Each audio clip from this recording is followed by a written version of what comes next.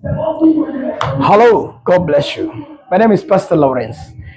I want let me say, and we are coming to the end of 2025 by the grace of God.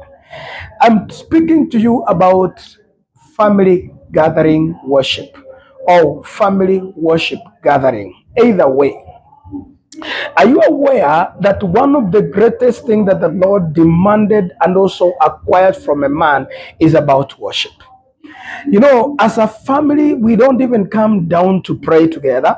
First thing first, we come to worship together. That is a different one. And I know you could ask many questions. It is true. A family that stays together, prays together. That's a common saying that I always say by men. But I want to tell you that there's a level, a family that gathers together, worship together and understands about the level of worship. Do you know that worship is the greatest sacrifice, is the greatest assignment for every single Christian in life? Do you know why? Because the Bible says in the book of Exodus, when the Exodus means when the children of Israel were coming out of captivity or out of slavery, in other words, they were moving out. That is the one level of Exodus that the Bible talks about. Now, when they were coming out, the Bible says, and God said to Moses, tell Pharaoh, let my people go and worship me.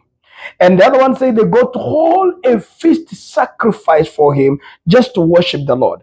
You cannot have a true worship when there are no three functions that are always required in the place of worship. One, there must be a priest in that particular place, and there must be an altar, and there must be a sacrifice. Why? Because a priest understands the requirement of the sacrifice on every altar that is available. That's one thing that you must understand as a Christian and as a man who knows what it's all about.